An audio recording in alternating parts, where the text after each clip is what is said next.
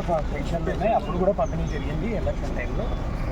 ఈరోజు pensions distribution మీద collector గారికి రిప్రజెంటేషన్ ఇవ్వడం జరిగింది.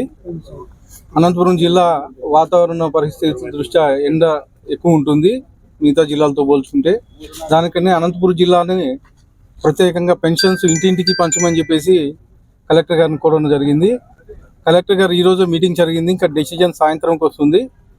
కానీ అనంతపూర్ని సత్యసాయి జిల్లాని ఖచ్చితంగా స్పెషల్ కేసు కింద కన్సిడర్ చేసి ఆలోచిస్తామని చెప్పేసి మేడం గారు చెప్పారు, కలెక్టర్ గారు చెప్పారు. అది అవాస్తవము.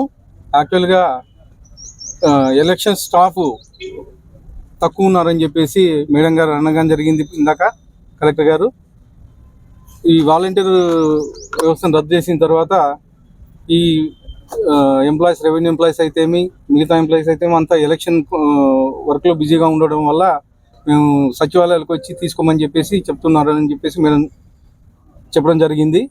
ఏదన్నా చేతగాని వాళ్ళు ఉంటే వాళ్ళకి సచివాలయం స్టాఫ్తో వెళ్ళి ఇంటింటికి పంచడం జరుగుతుందని చెప్పి చెప్పారు మేడం.